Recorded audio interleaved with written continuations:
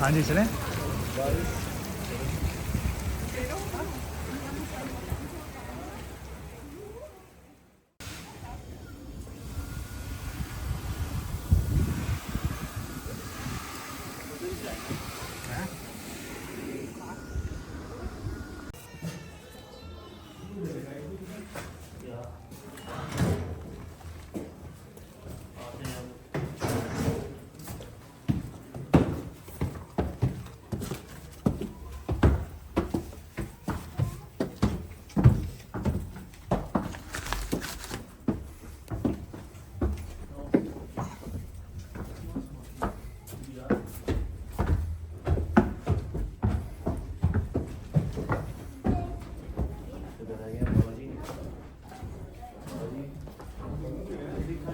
आगे आगे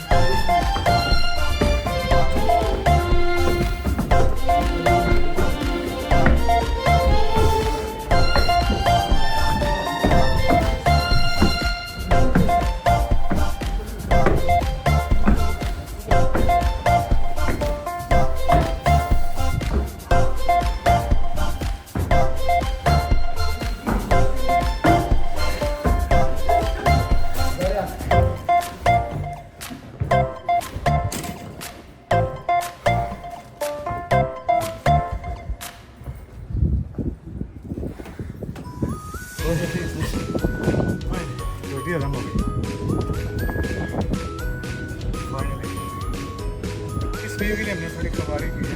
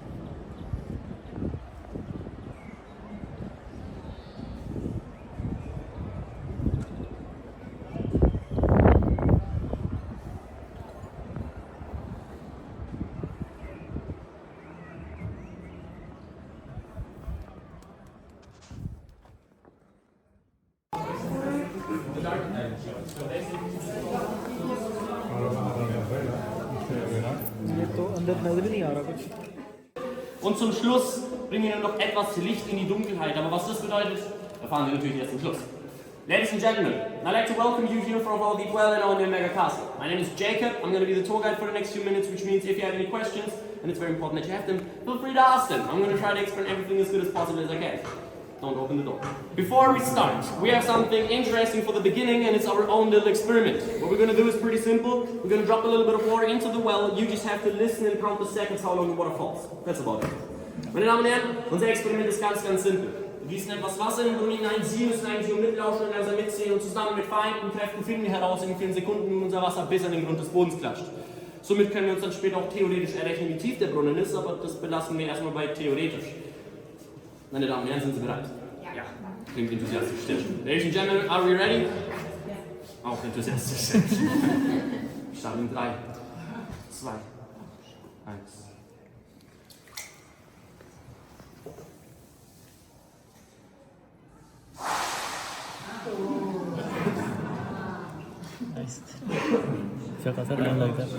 Meine Damen und Herren, wie viele Sekunden haben Sie gezählt? Ja. Ladies and Gentlemen, how many seconds did you count? 5,5. Also wenn ich jetzt... 5,5? Also wenn ich es jetzt richtig verstanden habe, sind wir in einem Spektrum von 5 bis 9. Hat jemand mehr oder jemand weniger? 4, Entschuldigung. Spektrum erweitert, 4 bis 9. Nun gut, das ist jetzt nicht das beste Spektrum, es ist aber auch nicht das schlechteste Spektrum. Das schlechteste Spektrum, das ich hatte, ging von 2 bis 25. Nichtsdestotrotz, ich gebe Ihnen einfach mal 2 Tipps. Tipp Nummer 1, Sekunden sind 21, 22, so weiter. Tipp Nummer 2, auch Schall hat eine Geschwindigkeit. Auch Schall braucht eine gewisse Zeit, um eine gewisse Distanz zu absolvieren. Was bedeutet, das, was Sie gerade gehört haben, ist vielleicht gar nicht gerade passiert. Ladies and Gentlemen, right now we're in a spectrum from 4 till 9. It's an okay spectrum, I would say. It's not the worst. The worst I had was from 2 till 25, so it's still pretty good. But I'm going to give you 2 hints. Hint number 1, seconds are 21, 22, 20, and so on. Hint number 2, even sound has a speed. Even sound takes a little bit of time to travel over some distance, which means what we heard at that moment probably didn't even happen at that moment. Let's do it one more time, ladies and gentlemen. Meine Damen und Herren, nochmal in 3, 2, 1.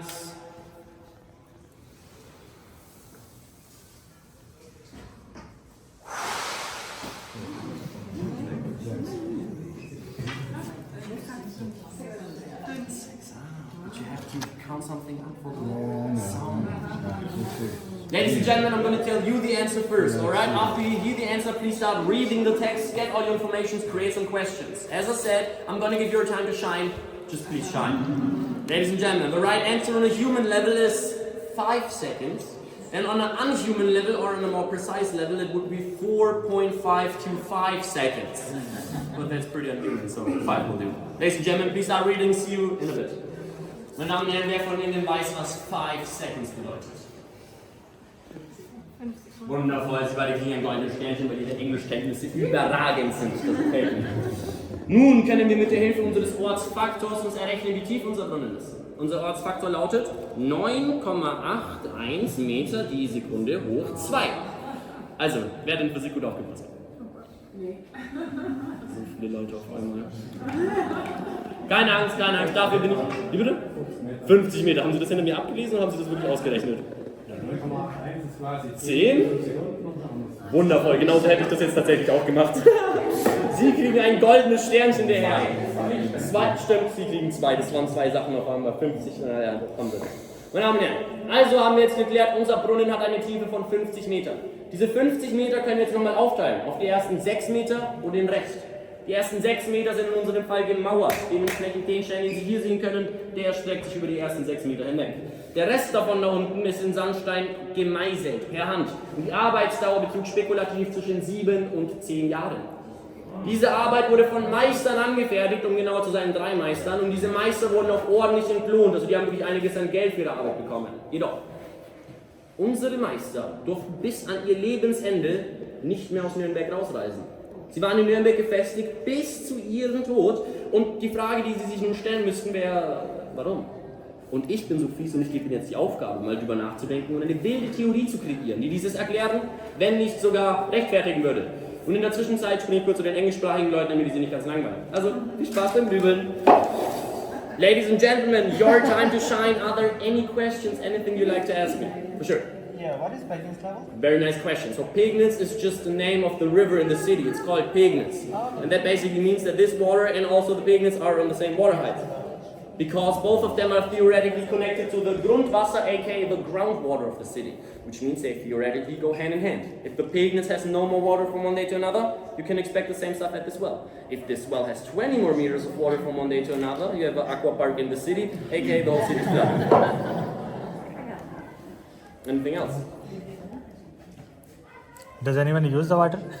Right now? Right now? No. You have to know the last time we cleaned the well was in 2012. We found about 2,000 kilograms of trash down there, and it's not all of the trash that is down there. I personally saw a lot of people who do stuff like, I don't know, this, you know? It's like... And a lot of those people are a little clumsier than I am, so they drop their phone in there. And that means you have water with not just a lot of poisonous things, but also metal. With the cooperation of also oxygen, it starts to oxidize, and then you have rust down there, and you really don't want to drink rust. That's like the last thing you want to try. Nice. Alright, anything else, ladies and gentlemen? You can even point at stuff and say, Jacob, what's that? Sprechen Sie auf Tschechisch, wenn Sie einen tschechischen Namen haben? Ah, no, das ist ein Czech, was wieder? Und das mit Tschechien? Was sind das? अगर ये इस्तेमाल नहीं करे 2000 लीटर कैसे आया फिर? Das sind 40 Milliliter. Per day, expected per day. अब तो नहीं Wann करे noch jetzt? तो पानी भी कुछ तो रहता Da है hinten. इस्तेमाल ना हो Haben Sie eine आप तो question? नहीं डाल सकते No, no? Okay. Alright, ladies and gentlemen, I'm jumping back to German or English? Also tatsächlich, ich erkläre es kurz auf Englisch und dann erkläre ich es nochmal ganz schnell auf Deutsch. Alright, so ladies and gentlemen, the people basically asked how did they got the water out of the well. Yeah. So, from the year 1000 till 1563 we used horses. Those horses stood back there and walked this way, and it's important that it's this way because the meters are exactly counted. So that the horses really could gain up the bucket out of the well and didn't just smack into a wall on the way. After 1563 they did something special, aka they built this little house. And you know, you have to change it up the method a little bit, because if you have horses running in front of a house, you could put like a big sign in there, please attack us right here, use the well. So that wouldn't be smart. So what they did is, they built those 4 stone thingies that are reaching out of the wall. Those made like another platform in here, another layer if you want, another floor. In this floor, there was a big wooden wheel, like a hamster wheel. In this hamster wheel, there was a sporty person doing his daily sport exercise, and through that they could turn the wheel. With that they could gain up the bucket out of the well, and with this technique they could gain up to 200 liters an hour. Because this madman had to work for 10 hours, 2,000 liters a day. And please keep in mind that this well wasn't meant for the people in the castle, this was just meant for the king or the Kaiser of the castle. How much water have you And I cannot believe that he used 2,000 liters of water every day. Meine Damen und Herren, die Frage war, für was sind diese Steinfetzen, die da aus der Wand herausragen? Sie müssen wissen, darauf befand sich eine Art, zweiter Stock, wenn Sie so wollen. In diesem Stockwerk war ein riesiges Holzrad eingebaut, das sah aus dem Hamsterrad. In diesem Hamsterrad befand sich eine sportliche Person, die natürlich sportaktiv nachgegangen ist und somit das Hamsterrad anlegen konnte. Dadurch konnte der Eimer aus dem Brunnen gezogen werden und mit dieser Technik konnte bis zu 200 Liter die Stunde generiert werden. Weil diese Person 10 Stunden arbeiten musste, 2000 Liter an einem Tag. Und bitte halten Sie sich vor Augen, dass dieser Brunnen nicht für die Menschen in der Burg gedacht war, sondern nur für den Kaiser oder König. 2000 Liter an einem Tag für eine Person. Nun gut, kommen wir mal zurück zu Ihnen. Haben Sie eine wilde Theorie für mich angefertigt jetzt? Weshalb unsere Meister nicht mehr aus Nürnberg raus durften? Dann habe ich jetzt schon irgendwas übersprungen. Wir waren schon bei der ersten Stunde. Also das Logischste wäre, dass sie so Verbrecher, sag ich jetzt mal, waren oder etwas getan haben und dass das quasi ihre Strafe war, aber sie trotzdem im Handwerk nachgehen mussten, weil es sonst verschwunden wäre. Nein. Also, das Problem ist, an so wichtigen Stellen wie zum Beispiel dem Brunnen wollte man keine Verbrecher haben. Also Sklaven gab es zu dem Zeitpunkt ja eh nicht, das waren Leibeigene, das sind Sklaven mit 2 Rechten. Und die wollte man hier nicht haben, weil man wusste, die Sklaven, die gehen, wenn es geht, werden die gegen einen gehen. Das bedeutet, sie werden jemanden verraten, wenn es darum geht, weil ich meine, du bist jemand, das ist von irgendjemand der Sklave, da hast du keine Lust drauf. Dementsprechend wollte man hier wirklich nur Leute drinnen haben, denen man vertrauen konnte. Und dementsprechend waren diese Meister keine Sklaven, Gefangenen, Kriegsverbrecher etc., sondern ganz normale, zu dem Zeitpunkt höchstwahrscheinlich Alkoholiker, die hier da gearbeitet haben. Nichtsdestotrotz, ich gebe Ihnen Tipp. Wir? Okay, nochmal. Man muss es ja vor Vergiftung schützen. Ja? Zufluss leider nicht, aber ich gebe Ihnen trotzdem ein Sternchen. Es ist Vergiftung. Einen Brunnen wie diesen hier zu vergiften ist sehr, sehr simpel. Es reicht eine Maus, Katze, Ratte, Vogel, Hamster, für mich ist auch ein ganzer Elefant.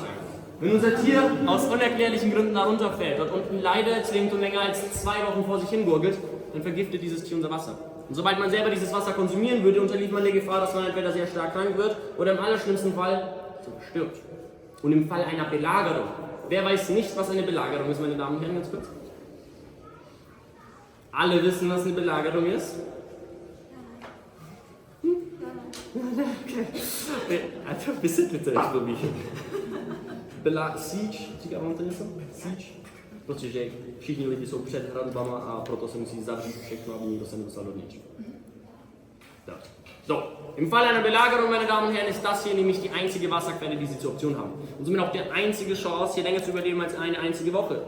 Wenn diese Wasserquelle vergiftet ist und sie werden belagert, dann ist Ende im Gelände. Und dementsprechend wollte man diesen Brunnen zu einem absoluten Geheimnis machen. Und wo muss man da starten? Natürlich, bei den Meistern, die diesen Brunnen erbaut haben und die meisten Informationen darüber haben.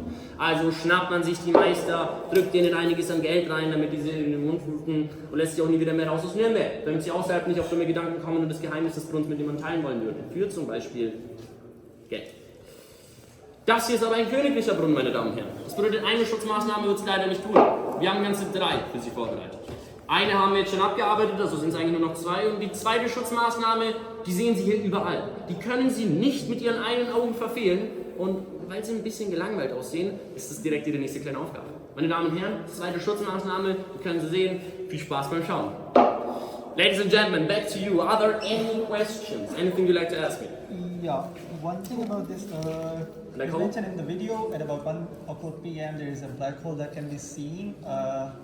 What is that about? I can explain you what it is, but I cannot show you right now. You will be able to see it in, let's say, like 3 minutes. But this black hole is basically just, that's a boring hole. That's nothing more. It's just really a boring hole in the wall. And this boring hole is called a cleaning niche. This cleaning niche is about this wide, about this deep, and about this high. And it was created for cleaning purposes. So if you got lowered into the well to clean it, then you could lay down, stand up, sit down, whatever in this little hole, and work from there. And you didn't have to splash through the water or do everything from the rope, because that's a little bit more exhausting. Oh, okay, it's close to the ground surface. Yeah, basically. Right now it's not even seeable anymore because it's closer than close. It's basically underwater, but we have some magic tricks for that. So, no more questions, ladies and gentlemen. Alright, coming back to Germans, and we're going to do something crazy with it. Meine Damen und Herren, 2 Schutzmaßnahmen.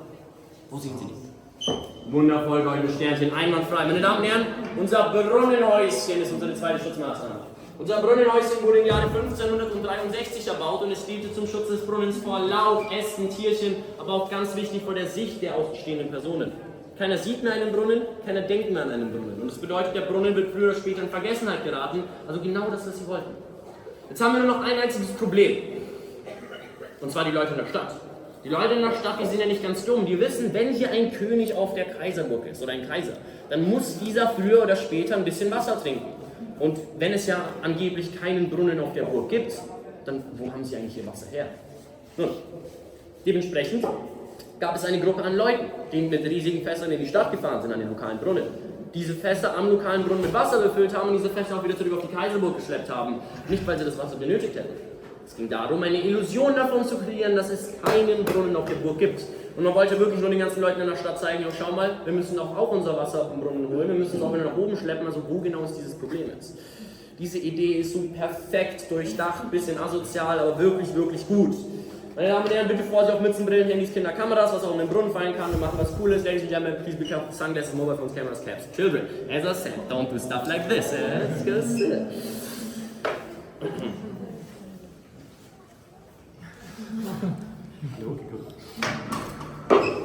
Und weil wir im 21. Jahrhundert leben, haben wir natürlich auch Bildschirme.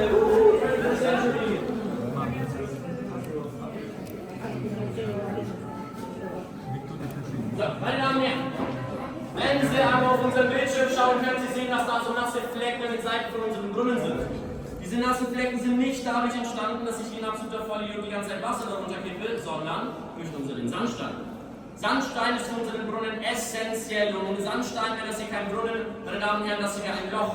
Und sehen wir mal ganz ehrlich, wer von Ihnen hätte Geld dafür ausgegeben, um sich ein Loch anzuschauen? Ich meine, was tun Sie denn gerade? Sandstein ist etwas hohl. Sie müssen sich Sandstein vorstellen wie ein Stückchen Käse oder vielleicht sogar ein Schwamm. Sandstein hat ganz viele kleine Löcher, die Sauerstoff, aber auch Wasser hindurchgelangen lassen. Obendrauf noch, Sandstein reinigt unser Wasser. Es agiert wie eine Art natürliche Filteranlage und macht aus unserem Regenwasser tatsächliches Trinkwasser. Das ist ja mehr oder weniger der ganze Sinn hinter dem Brunnen ist. Ladies and gentlemen, right now we're standing on a giant hill out of sandstone. This is sandstone, for example. And sandstone is porous, which means water and air can flow through it. On top of it all, sandstone cleans our water. It acts like a natural filter and makes drinkable water out of the rainwater that we get, which is also like the whole purpose of the well. Now, we talked about this black hole, didn't we? So this black hole you will be able to see when we pull back up the lights. It's in the right upper corner of the screens, ladies and gentlemen. Meine Damen und Herren, wir müssen jetzt noch ganz kurz bequatschen, was auch immer das hier ist. Haben Sie eine Ahnung? Ja. Das, was Sie da sehen, ist tatsächlich nur ein langweiliges Loch in der Wand. Nein. Dieses langweilige Loch heißt Aufräumnische und gerade denke ich darüber nach, ob ich das nicht schon gesagt habe, oder? Habe ich das? Die Aufräumnische, genau. Habe ich das schon auf Deutsch gesagt? Nein. Enorm. Also diese Aufräumnische ist ungefähr so breit, ungefähr so tief und ungefähr so hoch. Und sie wurde eigentlich in der unmittelbaren Höhe des Wasserspiegels erbaut, um es den Aufräumkräften zu erleichtern. Das heißt, wenn man runtergelassen worden ist, um dort aufzuräumen, dann konnte man sich nun in diese Nische hineinsetzen, stellen, knien, legen, was auch immer und konnte von dort aus arbeiten und musste eben nicht mehr im Wasser rumplanschen oder das Ganze vom Seil aus machen, weil das um einiges anstrengend ist. Meine Damen und Herren, wenn Sie jetzt einmal rechts über die Ecke der Bildschirme schauen, können Sie sich das anschauen. Ladies and gentlemen, if you look at the right upper corner of the screen, you can even have a look ये at it. Video है कैमरे होते तो वो चारों तरफ होती है ना कैंडल जिस तरह की पता लग जाए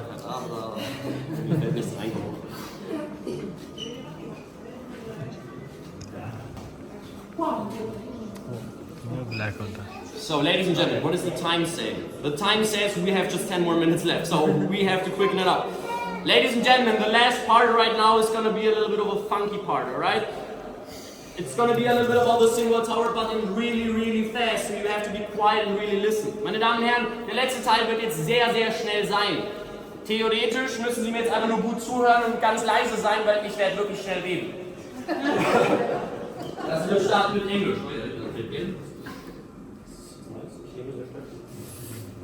Ladies and gentlemen, if you look up there, you can see this round tower. This round tower is called Sinwell Tower, and Sinwell comes from an old German language. It means something like round and big. And the Sinwell Tower was one of the first towers in the whole world which was shaped round and not square. It's a big thing in the Middle Age, it's a big flex in the Middle Age. It's almost something like owning an iPhone 15 Pro Max Plus today. Nah, just kidding. The interesting part about the Sinwell Tower is its round dynamic form, because for that it's more durable than a square tower. For example, if now a cannonball is shot at this tower, it can deflect the bullet. That means it doesn't crash into the tower, it just scrapes a little bit and it flies off to destroy something else, but at least not the tower. Also, the Sinwell Tower's height is very important, because the Sinwell Tower fits in its original size 1.5 times into the well, which also means later on if you're going to walk out, walk a little bit to the left, look behind you. If you don't see the tower, different issue, you're legally blind. But if you see the tower, there's an angle half just on top of it again, and the whole length of that is the depth of this, and trust me, from the bottom it's way more like 50 meters. Komm auf Deutsch. Also, meine Damen und Herren, wenn Sie einmal da hochschauen, sehen Sie diesen großen runden Turm. Dieser große runde Turm heißt Sinwell-Turm und Sinwell stammt aus einer alten deutschen Sprache und benutzt das hier rund oder kugelförmig und groß majestätisch pompös. Und der Sinwell-Turm war einer der ersten Türme auf der ganzen Welt, die runterbauer und eckig. Das war eine große Sache im Mittelalter, weil eben runde Türme um einige stabiler sind als eckige Türme. Durch diese runde dynamische Form können nun zum Beispiel Kanonenkugeln reflektiert, also umgeleitet werden. Somit zerstören sie nicht mehr den Turm, sondern kratzen ihn ein bisschen an und fliegen dann weiter, um was anderes zu zerstören, aber zumindest nicht den Turm. Auch die Höhe des Sinwell-Turms ist recht wichtig, weil der Sinwell-Turm ist eine Größe 1,5 Mal in den Boden hinein. Was das bedeutet, wenn sie dann jetzt rauslaufen, laufen sie zur linken Seite, schauen sie hinter sich. Wenn sie den Turm entdecken, stellen sie die Hälfte des Turms auf der Spitze vor. Die gesamte Länge davon ist fiktiv hier. Vertrauen Sie mir, von uns sieht das Ganze viel mehr nach 50 Metern aus. Auch schon fast kollabiert, ey. Meine Damen und Herren, ich hoffe, Sie hatten Spaß. Ich hoffe, Sie haben ein bisschen was gelernt. Ich hoffe natürlich auch, Sie werden weiterhin eine schöne Zeit haben. Ladies and gentlemen, I hope you had a little bit of fun. I hope you learned a little bit of something. And I hope you're going to have a nice day over the rest of the day. And because it was so nice, let us waste some more water. Meine Damen und Herren, zum Wohl.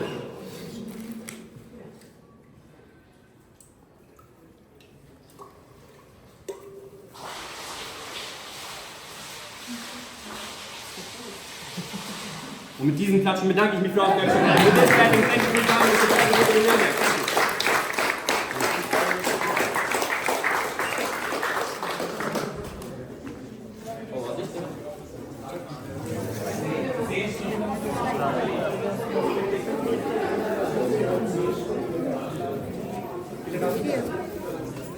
मेरी होनी है अब तो नहीं चाहिए ना, बस ठीक है। अब चाहिए नहीं।